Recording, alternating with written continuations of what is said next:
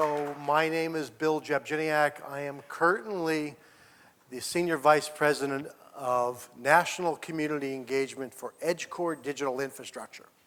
But most of you will remember me from being a recovering economic development director from the city of Mesa. So I just left one speaking presentation up in Prescott today. It's been a lot of fun to get here on time, so I thank you for your patience as we go through all this.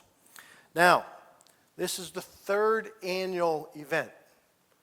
And Bob, I'll give you and Sally and the whole chamber team a lot of credit because the third annual to celebrate you, all of you, the creative class. You're the ones that actually get out, put some ideas to paper, get something to happen, and really this is a way of celebrating some of that. So thank you for being here. Thank you for being part of this. This format is going to be a little bit different this year. So I'm going to wander a little bit more in between things. So don't be surprised if I show up and ask you a question. You never know. Microphone works, so it's like, you know, that works out really well.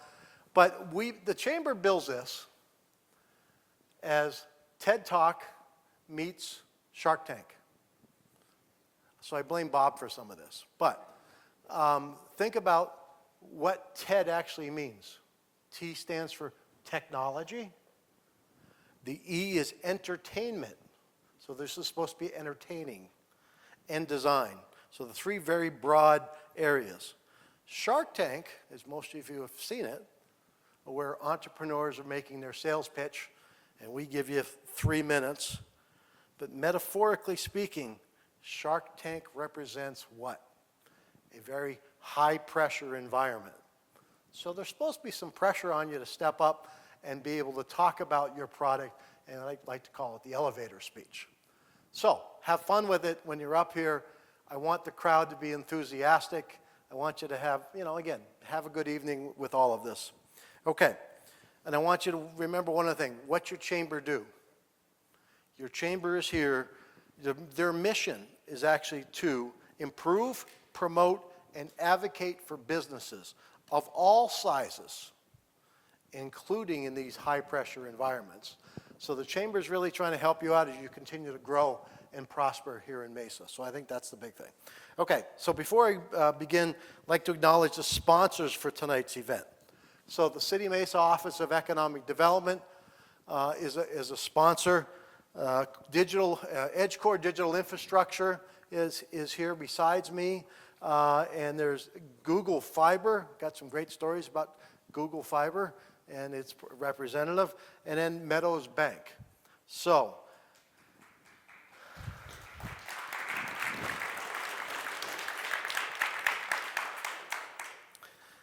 before I go into the details and introducing the judges, I want you to stop and think about, you need to know the creative, and I said, or crazy person that is behind all of this. So the entrepreneurs that are working with the chamber, behind the Mesa pitch is Bob Nelson. Bob, I want you everybody to turn around. Bob, stand.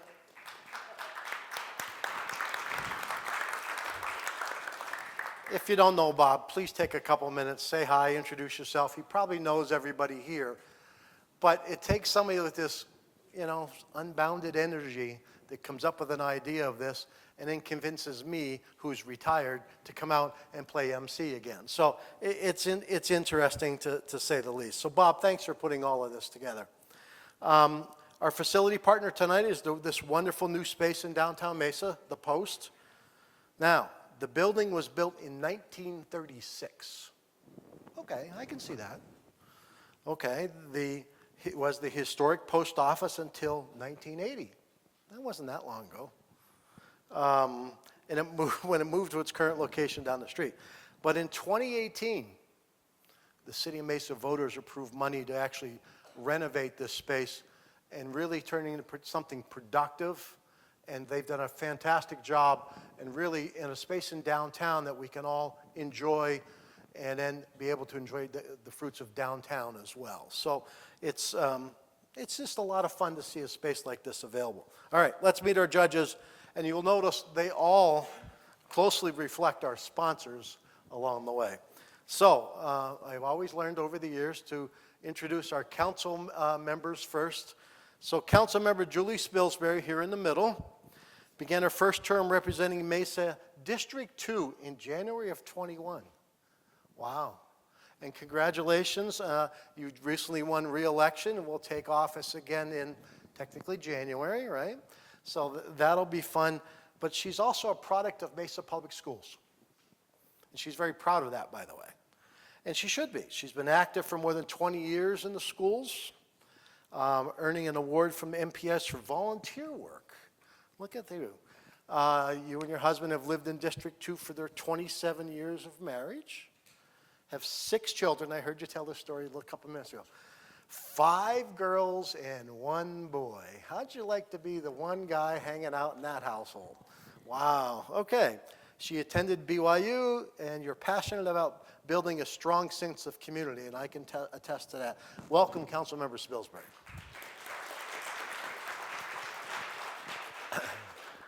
Our next judge is someone I've gotten to know pretty well over the last year. Tom Traugott is our Senior Vice President of Strategy at EdgeCore Digital Infrastructure. So while he leads strategy and activities around client leasing and all the technical stuff that goes with digital infrastructure work, he brings over 19 years of experience to wholesale data centers. But before this, he worked for Amazon Web. You also worked in real estate, Cassie Turley, which is now Cushman Wakefield, and worked for CoreSite Realty, which is another data center company. But the part that I wanted to sort of talk about here, Tom holds a BA in social studies. From where? Harvard. Tom's a Harvard boy, right from the Cambridge side of the river up in New England. So please welcome Tom Traugott. See, I didn't do too bad with that. Come on now, he was afraid I was going to throw him under the bus today. Christy Boutain. How did I do it? Did I just say that right?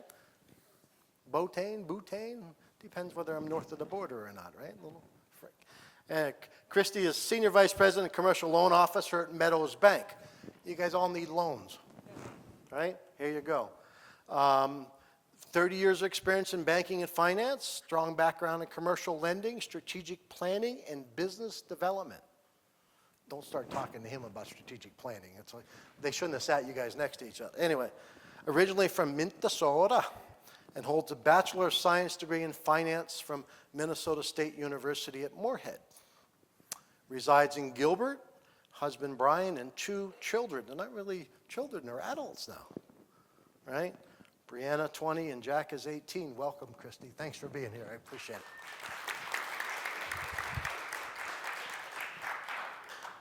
Now, these last 2 gentlemen I get to introduce used to work for me at the City of Mesa. So Mr. Kim Lofgreen, here the second from the left, joined the City of Mesa in 2013 as Marketing and Business Development Manager. In this position, Kim was responsible for developing and implementing a broad base of marketing and business development strategies. This is right off the bio on the page of the website. More importantly, Kim has history in Mesa. I used to call him the resident historian. If we wanted to know something about Mesa and the history, I used to say, Kim, how did it used to be? So Kim's our resident historian. He has an MBA and a BS. I got a BS degree. I can BS with the best of them, yes. BS in marketing, right? So with an emphasis on international business and Asian studies. Don't get him talking any Mandarin, because he can go off on quite a while on Mandarin quite a bit here. So please welcome Kim Lofgreen. Now, our next judge is Mr. Will Novak, and he joins us from Google Fiber. So Will is the Government and Community Affairs Manager for Google Fiber, but Will is no stranger to unusual life experiences. Already we're laughing. See, we haven't even got this out yet. So Will received a lot of national recognition. 2019? Yep, right before COVID. So Will received a invite to go to a bachelor party in, of all places, Vermont. Now, Will, short for William, I guess, is another way to look at it, received it. He picked up the phone or sent an email and basically said, hey, I think you got the wrong guy. Well, they said, that's okay. Why don't you come on out? Well, Will did. Will went all the way, flew into Boston. But along the way, the press started to pick up on things. So Will ended up, and I'm limiting this, Will, because I know how much you went through, received his national coverage in the likes of New York Times, People Magazine, USA Today, Good Morning America, and AZ Central, I'm sure. So, of course, welcome, Will Novak. Thanks for being here, Will. Okay. I keep walking on this side of the room. I should go stand over here on the other side of the room. But let's take a moment to review the format for tonight so we can move on from the judges. Each contestant receives 3 minutes to pitch all of you in the audience, as well as our 5 judges, with the details of their business idea. So 3 minutes. Following the pitch presentation, there'll be a short question and answer with the judges. I will facilitate that.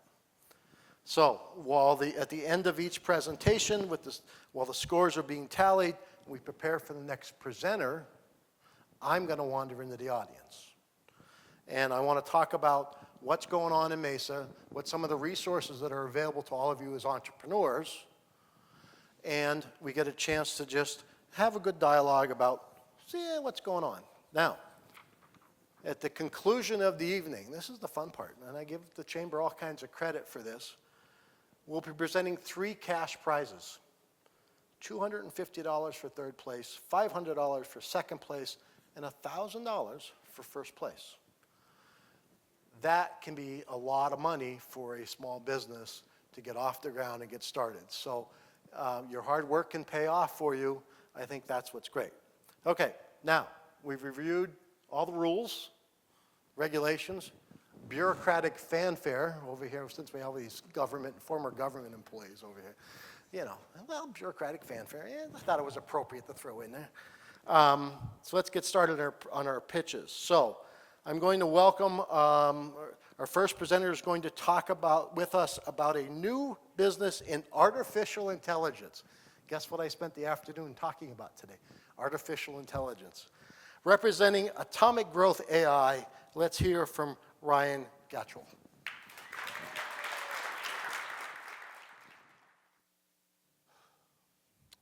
All right. Thank you for this opportunity in pitching my AI startup. So, addressing the main problems with businesses.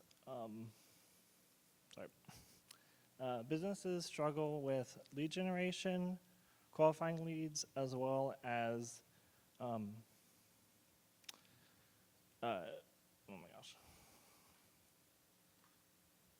as well as nurturing leads.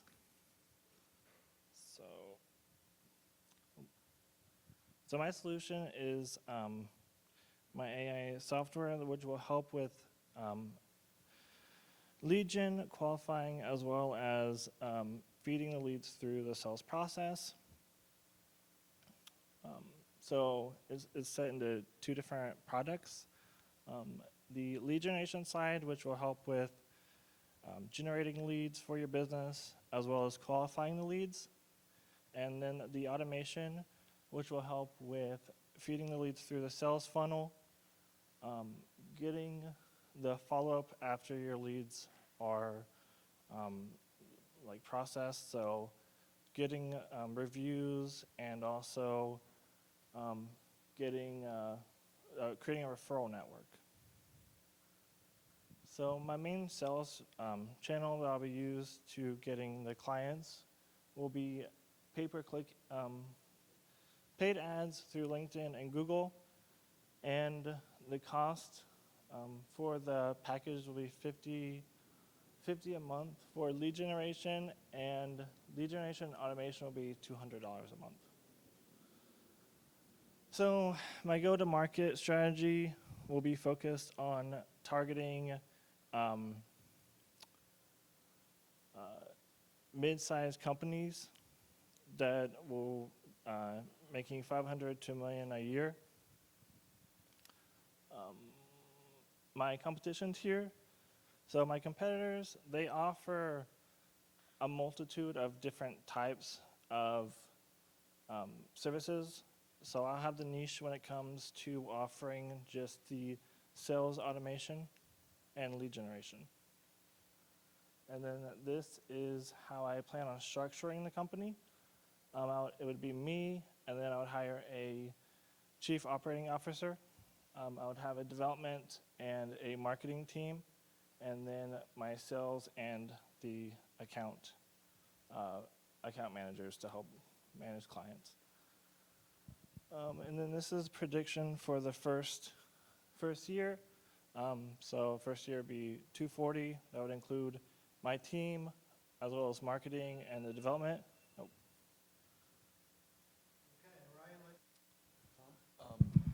I think first question is this software that you've developed, or are you implementing, a software platform that's commercially available?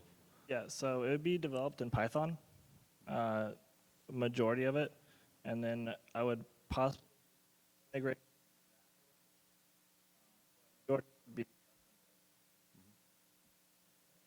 Other questions from the judge? Novak, you got a question for us?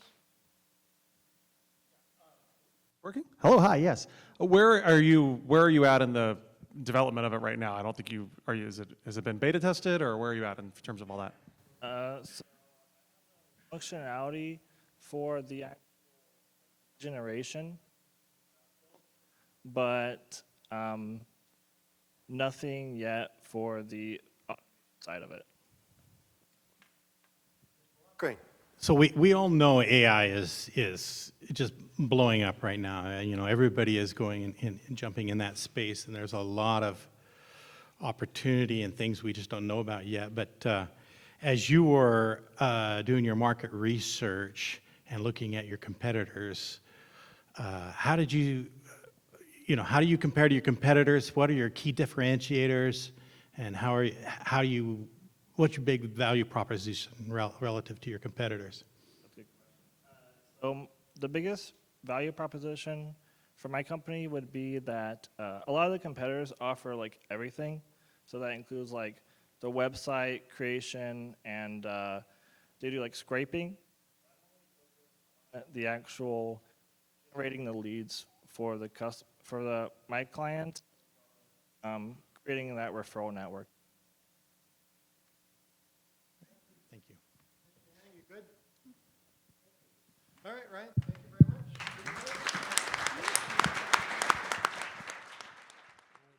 very much. Thank you. Oh, yeah, that's loud. Thank you. Again, my name is Austin Godolet, and I'm the founder and president of SavCoins, revolutionizing cash transactions, the power of change. And let me just begin by saying that change is not going away. Money is not going away. And the U.S. Treasury has produced more than $214 billion of cash and change just last year. Does it look familiar? The thing is that money, change, loose change in particular, is a hassle. And people don't want to handle it anymore. It's inconvenience. So they don't even give it much thought. But it's real money. $63 million was lost by Americans last year. Could you imagine how much good that could do? The other pain point is credit card fees. You know what I'm talking about. Credit card fees, companies have earned $135 billion from processing fees charged to merchants. And we as families have paid $1,100 a year for swiping a card. SavCoins is the first app that is the first physical app to digital deposit in-store solution. It's simple. We've made it simple and convenient for customers to go to a store, pay with physical cash, and have the remaining change deposited right into their SavCoins accounts. Unlike Acorn and Bank of America, who round up your debit transactions digitally. SavCoins does it digitalizes physical change at the point of checkout. In other words, it's like this. You go to a merchant that has the SavCoins app, you give them physical money for your purchase, and they transfer it directly into your SavCoins account. What if you made the hassle of coins go away? How much more would your customers pay with cash? And how much could you save on credit card fees? For example, Mesa corridor retailers, if they did $1 billion in 1 year as a collective business, a collective community, and you converted 3% of smart shoppers to not paying credit card but paying cash, you can have $600,000 in revenue or savings. Also, SavCoins will pay back $400,000 to merchants when they use the app and for every transaction. We invite merchants to adopt the SavCoins app. These are merchants that we've already have, and we thank you for helping us with the power of change. Okay. Thank you, Austin. No, I'm going to let you hang on to that, all right? So great job, and you finished it right on time. So way to stay within that 3-minute timer. So that was good. Okay, let's see what we have from our judges. So I want you to come over here where they can see you and you can see them a little bit. All right, questions. All right, who's got the first question? Christy, you want to take the first one? Yes, absolutely. So She's from a bank. Of course. Okay, that's appropriate. I know. I'm really big with small business owners that I work with on the concept of having trusted resources. And I was wondering if you could share 1 or 2 trusted resources that you have. And just as an example, I'll plug the Mesa Chamber. That should definitely be one of your trusted resources. Yeah, so yeah, the Chamber is one of my trusted resources, and I've been with the Chamber for over 2 years. This is how I learned about the pitch, because I came last year and I was excited about it. I also have mentors that are from Mesa, my developer. I have a coach, and they've been helping us, myself, my wife, my family. They've been helping to guide us with this app and the application and how everything works. Okay, other questions? Mr. Novak. So when it comes to anything with, an app and people's money, can you talk a little more about the security side of things? How are you, protecting people's finances and preventing hacking and that sort of stuff? Well, that's a good question, because we were concerned too when we started developing the app. But if you go through Apple and Google's vetting process, you'll realize how secure it really is, because you have to download the app through Apple and Google in order for you to be able to use it. It's also protected by Komodo. We ran hundreds and hundreds of actually thousands of transactions before we even brought it out to market. And in the 2 years that we've operated at SavCoins, we've had no issues so far. Okay. Other questions from the judges? Yeah, maybe you mentioned this, and you kind of mentioned a tiny bit in the last question, but I'd really like to better understand your go-to-market strategy. It looks like you already have customers. How did you go to market with this? So what we've done is we've hired a branding strategist to help us figure out exactly the market that we want to go into. And currently, the market that we're in are small restaurants. They're a floral shop. But the market that we really want to get into are really not so much restaurants or businesses that have a cash till, or not a cash till, I'm sorry, a tip jar, So what we're working on is we want to get into a big box store like Albertsons or Walmart, where a lot of cash transactions are being processed every day. For example, Walmart last year did $137 billion, and 25% of that were cash transactions. So they actually had $34 billion of cash being transferred back and forth to consumers by their cashiers. We want to get into that market. Okay, any other questions from the judges? So there's no fees to the customer? Currently, the fees are yes, there are fees. There are They're fees, okay. 3% for every transaction Okay. for the customer. For them to get the money back out? So what happens is the merchant, when they sign up to for SavCoins, they download the app and then they have to add funds into their digital So account to in pay order with to the make SavCoins, transactions. they're charging a 3% surcharge on top of that to use the SavCoin? Correct. So it's free to download, but it costs them 3 cents per transaction. Okay. Okay, so I think we've heard all the questions from the judges, if I remember correctly. Good. Okay, thank you. Thank you, Austin. Appreciate it. So I have a question. How many of you have actually, well, how many of you know how old the chamber is, the Mesa Chamber of Commerce? Anybody know how old it is? Anybody? Bob, you don't count. Not tonight, buddy. So it's 130 years old. I knew that because I've shared it before.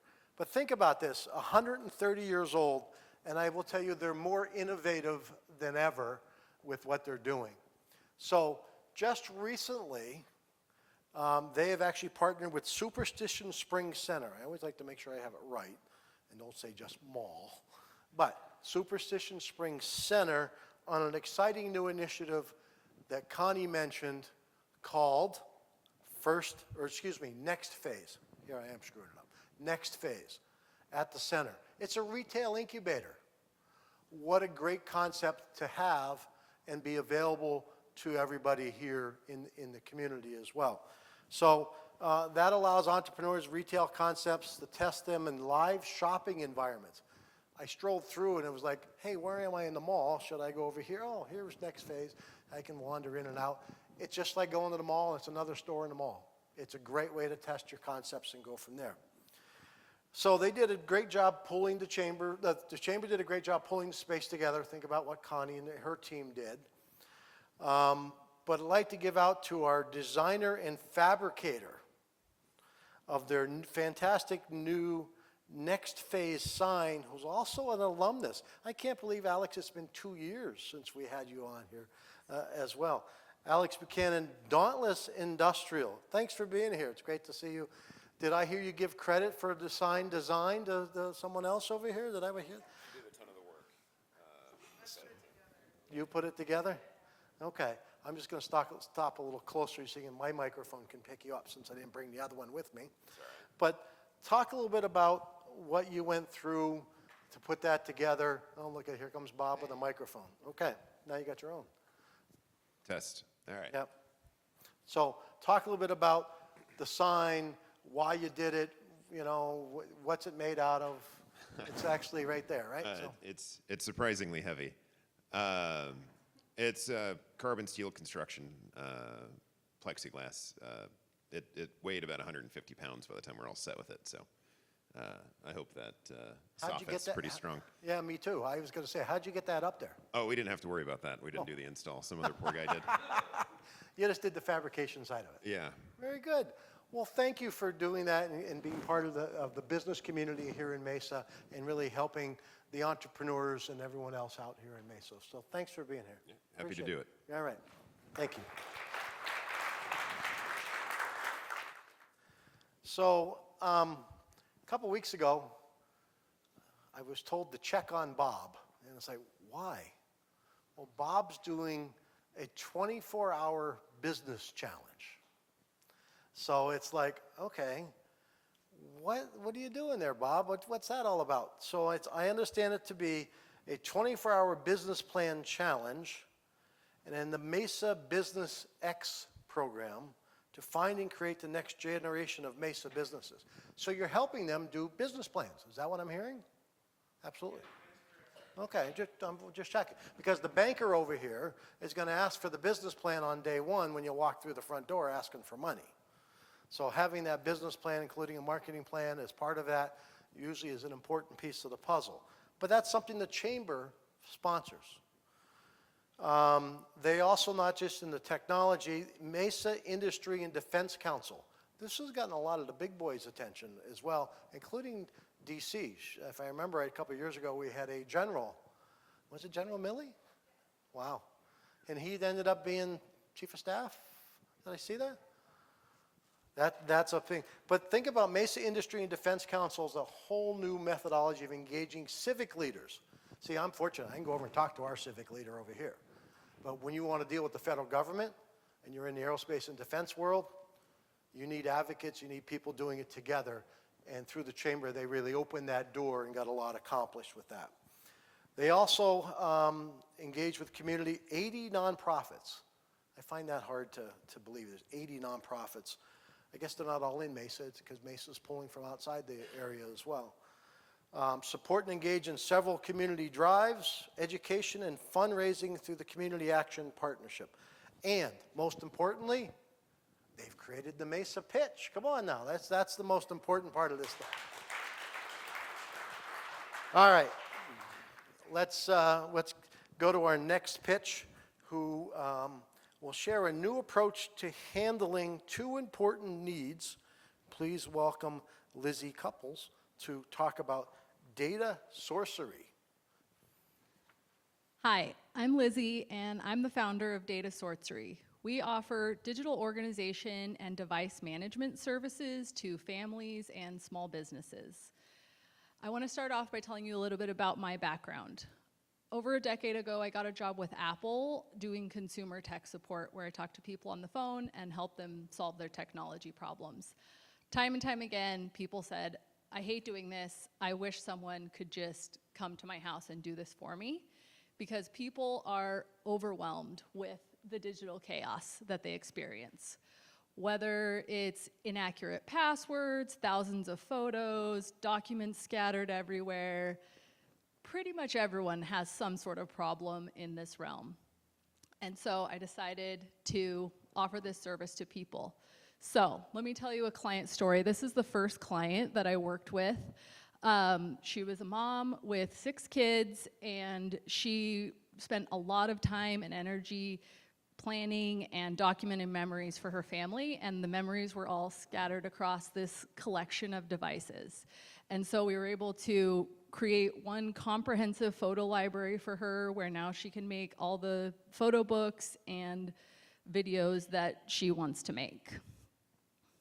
So what we offer is a personalized hands-on support, where we come to your home or business to provide this technical support to you. We do also offer virtual services, and we see for many of our clients, kind of a dual-pronged approach works really well. So everything that we do kind of falls into these 4 buckets here: digitization, digital organization, device configuration, and account security. And what really sets us apart is that ability to come in person and to solve these issues for you, and then also provide some training of how to continue with the system that we have helped you to create. We offer both packages and hourly billing. It kind of just depends on the project that you're wanting us to take on. And now more than ever, clients need this support. So we would love to be able to go out and help more families and businesses in our community to manage their digital chaos. Okay, thank you, Lizzie. Good job.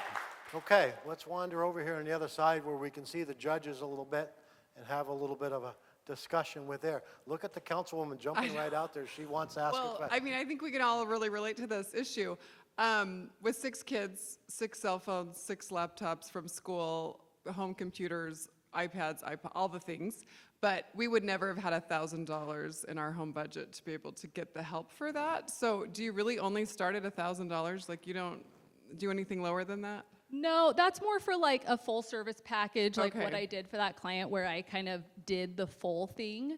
But I do find for a lot of my clients, what they kind of want is more for just someone to make the plan for them, kind of say, okay, this is where we are, this is where we would like to be, and create that plan, and then they can go ahead and like do that implementation themselves. Do you give free, like, consultations or something to kind of see what the issues are that the person has? Yeah, so I offer free 20-minute consultations where we just like hop on a Google Meet call and kind of chat through it. Okay, so then it could be less than 1,000 is what you're saying? Yes, Okay. yes.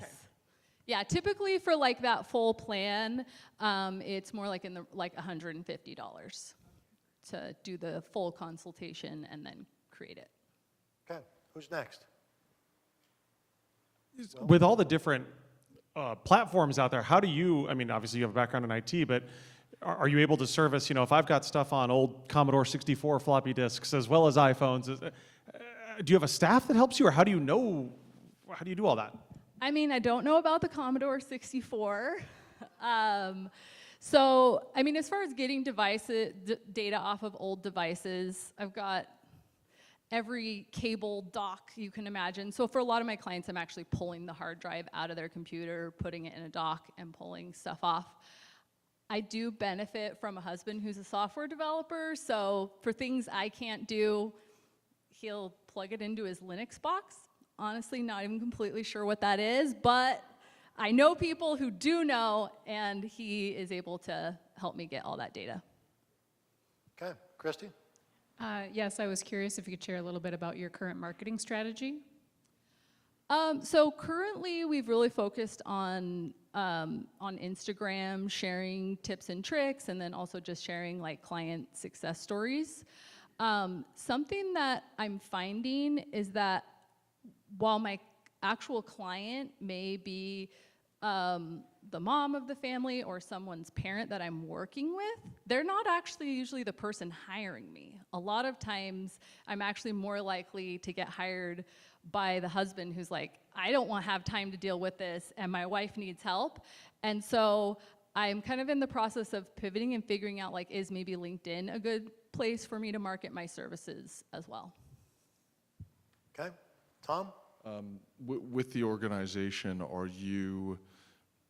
is there a physical library like, that's organized that one has in addition to, remote access, more of a, cloud-enabled Yeah, so database? Yep. for all of my clients, whether they're using Google Photos, iCloud, Amazon, what have you, I kind of figure out which one works best for them, and then I always encourage them to do a local backup on an external hard drive that they can have somewhere securely as well. Sure. So sort of customized Yeah. To their need or whatever platforms. Yep. Okay, Kim, you got anything? Yeah. Excuse me. So I guess my question would be about scalability on this. So for instance, are you looking at, so do you have a software that does all the consolidation, or is this very manually intensive? I mean, if you're wanting to grow this into a large business, do you have some method to do that and to automate the processes? And Yeah, so I don't have one software that does it all, but I kind of have a suite of softwares that I use for, like, one removes duplicates, one will like rename the files, one will sort them into folders and kind of go through that process. So I think there's definitely an opportunity maybe for like a franchise model where I could sell like, okay, these are the softwares that you need to use. These are all the cords you need. These are all like kind of like a package like that where someone could go out and find their own clients by having that service. But I don't know. I'm still kind of playing around with what's the best way to scale it. thank you. Okay. Uh-oh. Will, I have an unimportant question. So far, what is the oddest thing you've come across that is some weird problem they've had, or any funny anecdotes? I feel like there's got to be something. I'm trying to think. I mean, I think more back to my days at Apple where like someone was asking me like, oh, how do I find all this location data? And like, as I'm going, I'm like, oh, we're like stalking someone. Where do I go from here? So I just kind of like kept like just answering the actual technical questions without, going too deep. Okay, I'll take that from you. Thank you very much for doing that.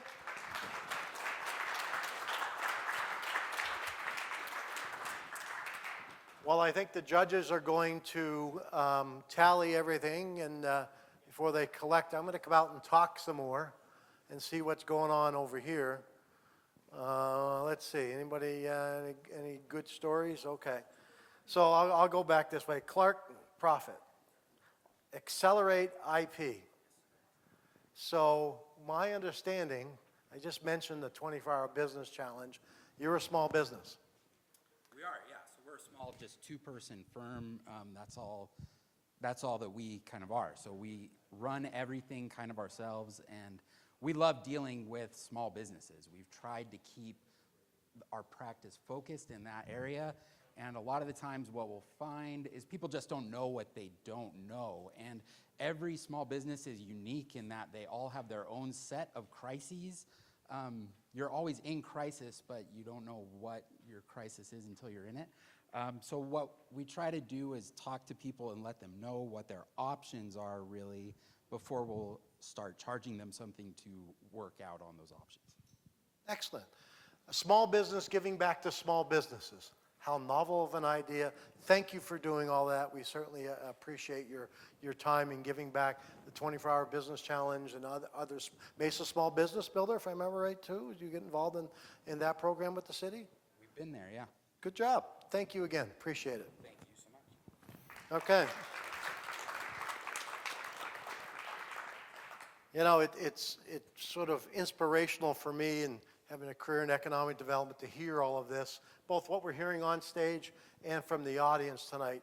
I think it means a lot to what Mesa is really all about at the end of the day, and that's helping each other. Now, I want to remind everybody, all right, including the judges, each of our presenters have tables over here along the wall. So when you get a chance after we're done, we're not done yet, to go over and visit, check out what's going on, and really investigate a little more in depth over here. Okay. Okay, fourth presenter, we're welcoming Austin O'Neill to talk about Good Form Foods. Come on up here.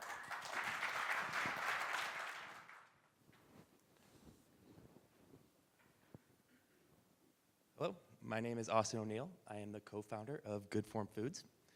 Good Form Foods was created when my fiance and I realized that all the nut butters on the shelves cause digestive discomfort, had seed oils and sugars, lacked good protein and good nutrients. A lot of them are high in omega-6s, and also didn't taste very well.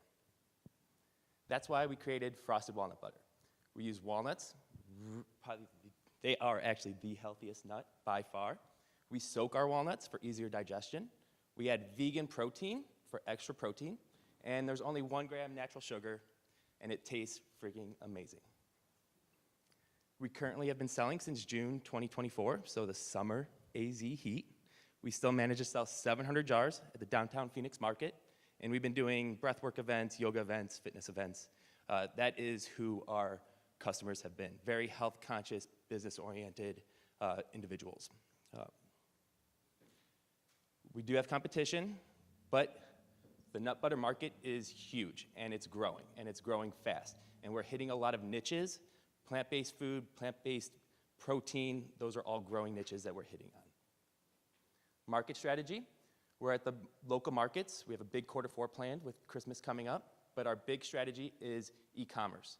Thanks to Mesa Business Builder, we're starting up Google paid ads, so we're really building out that e-commerce site. We have a influencer program we're starting also in November to really build that organic e-commerce site. We also want to go to local retail and then eventually major retail as well. Business model, e-commerce subscription. We want to sell this every month, get people reoccurring. We have other products in the works, already selling, already making, so we want to expand our product line. We're selling for about $18 a jar with 60% profit margin. And we're selling right now about 175 jars per month with an 800 jar capacity. Timeline, first year I put 3,500 in. This year we'll break even. 1 year, I want to max out our current setup and then double that. And I believe we could do that definitely with e-commerce. 3-year, buy our own facility, and then eventually sell to like these other big brands have. Use of funds, you're gonna go right to shelf life testing. That's the thing that's stopping us right now from going to retail is our shelf life is only 7 days. And why you guys should, investors, if you guys were investing us, why you give us, my fiance and I, your money, is because we have over 5 years entrepreneurial experience. We own a fitness, nutrition, and health coaching company. So we really walk the talk when it comes to healthy eating and good for you food. And if you have any questions, I'm here to take them now. Thank you. Thank you, Austin. Appreciate it. You stay. Let's have a little discussion with our judges over here and see where, I notice you got professional athletes up here. It's like, oh, okay, and that's something a little different. All right, who's got the first one? Well, they're fighting over the microphones now. I just don't think we can really judge this without a taste of Yeah, the please, I got samples. Should have gone over and gotten a Yeah. taste beforehand. We got to see if it's actually good. I'm sure it is. So I'm curious about the shelf life. So that's a big thing because then you'd have to go buy it every week at the farmer's market, right? So it's 7 days, even in the fridge or whatever. Yep, right now, Arizona laws are really strict. They're actually in the process of changing them. If you go to the website, it says laws are under review. And I actually sent it out today to University of Arizona. They confirmed it's not a TCS food, but we have to get tested, and we're applying for a variance. We're actually going through that right now. That's part of what the funds are going to be used for, is for that testing. We know it could last 3 months plus, but Arizona is one of the few states that walnut butter doesn't fit underneath the cottage food laws. Oh. So that's been the holdup. So the laws are changing in our favor, but right now we have to play that game. Okay. Who's next? Mr. Lofgreen. Maybe you could define your market segments, your audiences just a little bit more. Have you spent some time really understanding their various audience segments' needs and desires for your product? Yeah, I mean, that's why I created like a new product with it's called minimal amount of ingredients. My biohackers who I hang out with, the ones who are in the cold plunge sauna, who are super health conscious, they love that minimal and they buy it up. That's the new product I made just for them. So I've been really listening to what everyone's been saying. The common person really likes our regular formula, which is still really healthy, really good for you. But yeah, I've been on the ground selling this stuff and listening to everyone. So yeah, the products will change based on what I'm hearing. Will. Where do you source the walnuts from? And maybe this is outside of your knowledge, but I know when I'm trying to do milk alternatives and things like almonds, then I feel some guilt as a consumer because I hear about how much water the farms take. Is it a sustainable type of farming? So 99% of the country's walnuts come from California. 75% of the world's walnuts actually come from California. Majority of those walnuts are Chandler walnuts. Those are what we use. Long-term strategy, I would like to actually partner with a mission-driven, similar to us, farm in California and build a partnership that way. Because, yeah, that's something that would be important to me too. Just being able to source it and know where that's coming from a farm that we just vibe well with. It'd just be great, yeah. But yeah, walnuts, almonds actually use more water. So walnuts are healthier, more economical. Unfortunately, we can't get them in Arizona. We looked. They all come from California. Tom. Nut allergies and sensitivities have become pretty big. Are walnuts different, or are there less walnut allergies, I guess, relatively speaking? And maybe that's hard question to answer, but. So 1% of the population has tree nut allergies, and we are considered a tree nut, yes. Yep. Okay. But I will say, our soaking process is awesome, and we're actually getting that tested too to see how much phytic acid we're removing from the walnut. So I don't know if you knew that, but when you get any nut or seed, you're supposed to wash and rinse and soak it and dehydrate it before eating it, because there's this phytic acid that's naturally on the nut.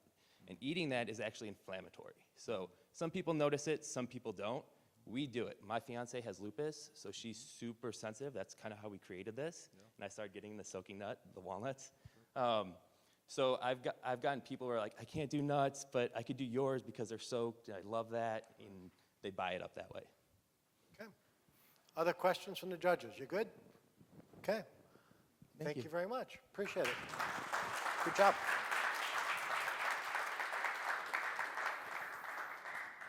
All right, so the judges are doing their thing. Sally's keeping them in line over here. I can see that. I'm going to wander a little bit more. So I'm going to pick on Alan. Alan, welcome. Thanks. I'm going to give that to you. First of all, he gets the Best Dressed Award tonight. You know, I give you credit, sticking with the tie these days. Yeah. So, Mesa Community College. Yep. So, hi everybody, my name's Alan Beveridge. I am the program director for Mesa Community College and our entrepreneurial studies. I think I know most of these guys tonight. I think I've worked with most of them and really, really excited for what they're bringing to our community. You know, we're very, very lucky here in the East Valley. We have a dynamic and a vibrant entrepreneurial ecosystem, and that goes to a thanks for a great collaborative team that includes the Chamber, that includes the Department of Economic Development, includes Mesa Community College, includes ASU, and all of our partners here in the East Valley. So for that, we're extremely grateful, and we're happy to have you all here tonight. Great. Thank you for being here. Appreciate it. Good to see you. Thank you. All right. We're on to our next pitch.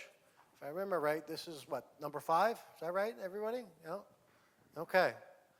So let's please welcome Ivory Flemister. How did I do? Yeah, I got a thumbs up. Okay, there we go. Ivory, come on up here.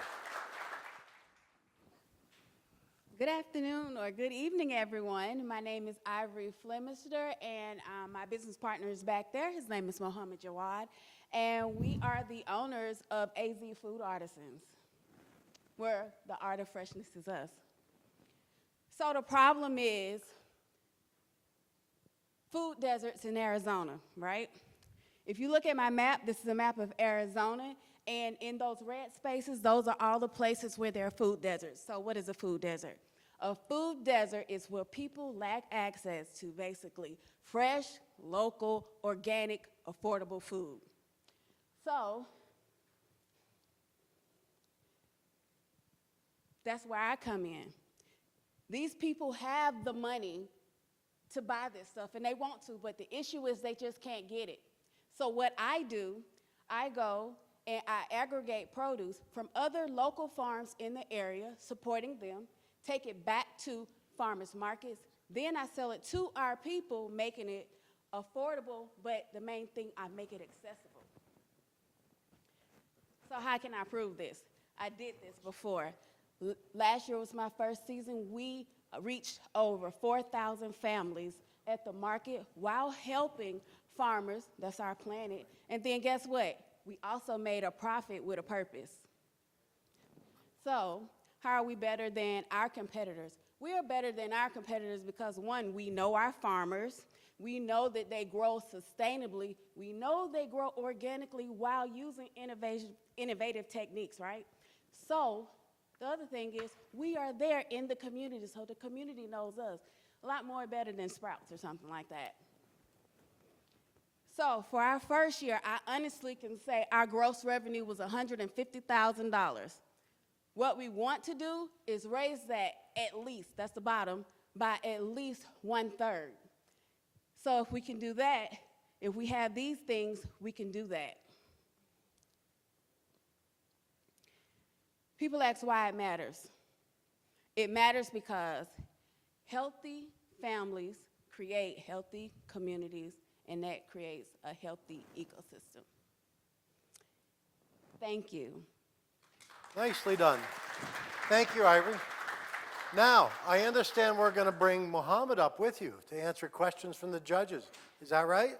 That is correct, but he is actually about to drop off our juice that is actually our #1 seller, so if you haven't had it... Are you bribing the judges? Is that what you're doing? No, I don't think so. I just wanted to know what's going on over there. I don't think so. Just giving them a great taste of what we got. All right. Why don't you come on over here, and while he's passing things out, you can at least start. Mohammed, I need you up here, but we got to keep it going. There you go.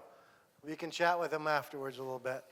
So, all right, we'll set that right there and get you up here. And okay, from the judges, do we have questions for Ivory or Mohammed, I guess, at this point? No, you taste and I'll buy you time. Could you expand a little bit more on, I guess I just didn't understand the actual logistical component of how are you getting it to them?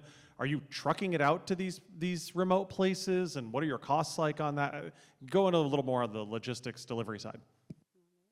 Yeah, so basically last year, we participated in a farmer's market we had 3 different farmers market in Scottsdale, and we do logistic with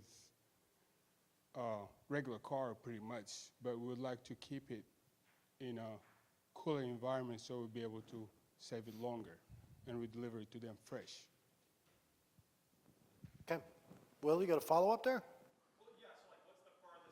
You know, I'm thinking of like the Navajo res or something. Obviously, it's very far away. It takes a lot of time, money, resources to get out there. How would someone in a very far part of rural Arizona be able to get access to this affordably? Okay, so the deal is we need people to invest in us so we can get vehicles to take it to those places. Right now, renting U-Haul is expensive. We have to think about the cost of the food and the quality of the food when we get it to the people. So therefore, we need a vehicle that is refrigerated. If we were able to get funds to get a refrigerator that was a truck that was refrigerated, we could extend to more places that you see in those food deserts. So that's the goal. Okay. Questions? We would like to keep it fresh longer by a fridge unit, pretty much. A refrigerated unit, got it. So maybe I missed it, but how expensive is your product? Like, is this affordable for these people in these food deserts? And I guess in conjunction with that, are you working with like any food banks? Because I'm on the United Food Bank board, and they are trying to do a lot of rural outreach for food deserts. So it seems like there's some work already happening with refrigerated trucks that maybe you could join in on somehow. So with that, pretty much, our prices is like similar to Sprouts, and So how we price our things, yes, I do go to Sprouts and I look and see how they price their things. Then I work with different farmers who I know gonna give me a good price, so I can price my stuff almost sometimes just a little bit lower than Sprouts. That gets the people to me, right? So they'll end up coming to me buying a whole lot more, but they'll probably spend a little bit more, but only because they don't think they're paying Sprout prices, because they're not. They're paying our prices, but they're getting what they could get at Sprouts. Okay. Other questions from the judges? Mr. Lofgren.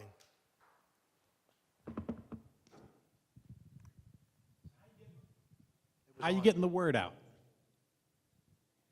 Okay, so we get the word out by being in the community, but actually we wanted to do like the social media and all of that, but going to the 24-hour business program, we met Macbeth Marketing, and so now she is helping us get our word out. But we get our word out basically through community events. So I'm at the church. I'm at, when they have council meetings, I try to be present at different events. So that's how we're getting the word out as of right now. Okay. Other questions? Tom? If I understand the business today, you're supporting farmers and really selling the product at farmers markets, right? So is it, when we're talking about the truck, it's a next phase of growth that's reaching out to the food desert locations and expansion there? Am I understanding that right? Yeah, you are definitely expanding that right. So we, like I say, network with all those other local farms like Duncan Family Farms. Duncan Family Farms is actually in, that's in West Phoenix. We have to go there, get that product, and bring it back. Mortimer Farms is north, so we still have to, but we network with other people so we can get it back. So yeah, transportation is an issue. If we had that, we could do it ourselves and make it a whole lot better. Anything else from the judges? Okay. Thank you very much, both of you. Thank you.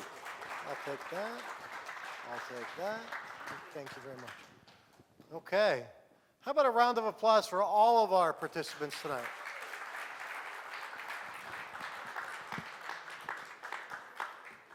All right. So as Sally and Bob, mostly Sally tonight, that's probably a good thing, right, Bob? She's doing the tallying tonight? Okay. So I sort of would be remiss a little bit if I didn't talk a little bit about the Office of Economic Development. So when you think about what they can do with the entrepreneurs and what they're out there with, so one, they're a valuable resource. They can go out and actually visit and sit with you one-on-one. We call it a retention visit, and really listen to what you're having issues with. How do we help? So, hey, I'm having problems getting a permit from the city. Office of Economic Development can help with that. 2, you can turn around and say, hey, I need access to funding. Here, let me point you to Meadows Bank over here. So there's all kinds of different ways they can help on a retention visit. Something else that I have found over the years is they have been a great resource, and they really have been now an award-winning resource with their small business builder program. And for the city, this is something that actually started in the pandemic. How do we, all these businesses are struggling. You know, might be the greatest cook in the world, but don't know how to run the business, it's not going to survive. And then you throw a pandemic on top of it. So all of a sudden the city with some great resources, and the program has actually grown now quite a bit. So you can offer assistance in a wide variety. Some of the assistance isn't, it can be on a video that you can watch at your leisure. So there's a wide variety. It's well recognized across the country, not just in Arizona, but it's been recognized quite a bit. Facility spaces. So, you know, this is a great city facility. It's not just economic development. But think about the Think Spot initiative at the community libraries and the brand new space for small business opened up recently called the Studios at Mesa City Center, almost 4 blocks, I think, this way or 3 blocks that way. So for having resources available for you, the Mesa Office of Economic Development is a great resource from that. Okay, how are we doing on tallying back there? She's still going strong. Okay, let's do, once again, I'd like to thank our judges. Councilwoman, thank you for being here. Julie Spilsbury. Tom Traugott. Tom has to catch a plane tonight whenever I get him to the airport, back to Denver where he lives in Boulder. Christy, did you bring your pockets of money with you that help pass out? Christy Boutin, thank you for being here. Will Novak, it's always great to see you and have you involved with the wide thing. We've got a lot of great stories about Will, and I just touched the surface on a few of them. And Mr. Lofgreen, it's been great to have you in Mesa for, if I remember right, April 15th of 2013 you started. So some things stick in your mind when it's tax day along the way. So I think, Councilwoman, would you like to say a few words? I did want to say something just because I don't know how I missed it in my bio, but we actually, my husband and I owned a small family business for 25 years, a tree care company. My husband's an arborist. And so that's what we did for over 2 decades. And it's a lot of work. And there's so much pain and hardship and struggle to be successful. And so just want to say, I know your pain and it's exciting too. And it's great. And it's creative opportunities. And I love what everyone's doing. And so I wanted to just throw that out there because that wasn't part of my bio. So it should have been. Well, but I think it is, Councilwoman. Oh. And as I streamline the process here a little bit, You took it we out? don't need to mention that Why one. would you take the small business part out of the chamber event? I was focusing on being the distinguished elected official that you are. Oh, okay. Well, that gives me more street cred here that I actually was a small business owner. No, she is, right? And been for a long time between the two of you. All right, round of applause for all of our judges. Thank you. Okay, our sponsors, we've reviewed them all tonight. The prize money, putting this on, the production isn't able to be done without the support of those sponsors. So again, the Mesa Office of Economic Development, Google Fiber. Will, when did it just become G Fiber? Is that just sort of you? It's just like Gmail. Yeah, exactly. Yeah, okay, that's what I thought. Meadows Bank, Christy, thank you again. And Tom, thanks for being here. I know we've had a couple of busy days with EdgeCore, but it's been fun. Okay, so things are done, things are tallied. I got the little come peek at this type thing. So what she was whispering besides sweet nothings. Well, yeah, you know, she has announced tonight, Sally Harrison, Mesa's Chamber of Commerce President and CEO, that she is doubling the prize money for tonight's winners. So,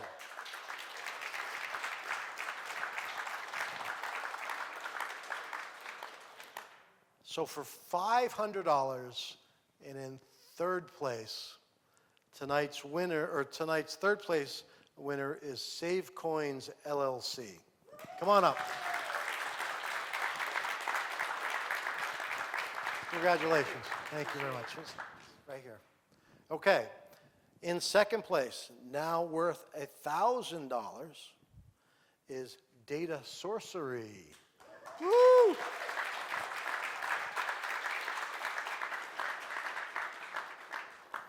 Congratulations. That's fantastic. Thank you. I'm on right up here. Congratulations. Thank you. Okay. So, tonight's winner, and we're going to put the microphone in front of tonight's winner, but $2,000 goes to Good Form Foods. Congratulations. Nice job. You guys. I'm going to give this to you. No, don't go anywhere. I'm going to give this to you. I only have one question that remains for the evening. What are you going to do with $2,000 in your small business? Well, like I said in my pitch, it's going to go right to shelf life testing. I'm going to be doing that this week. Next week, it'll happen. It'll happen yeah, quick. so I'm excited. That'll be cool. Start getting this. I already have a handful of businesses who I'm friends with the owners that they want it in their shops. So we're going to get that going here soon. Excellent. So be on the lookout for it. Thank you. Great. Great. Let's grab a seat here. All right. So one more time, please take some time to visit with our finalists all over here. You get the display tables. We're going to do photos. If they haven't been taken enough, they're going to do more. So remember that. And on behalf of our sponsors, the Mesa Chamber, Sally, Bob, the whole team that's been behind the scenes over here, really not just carrying this out, but now doubling the prize money is huge for all these small businesses. Thank you again for joining us here tonight. It's an annual event. Again, I'm Bill Jabjiniak. You guys have a great evening. Thanks for joining us.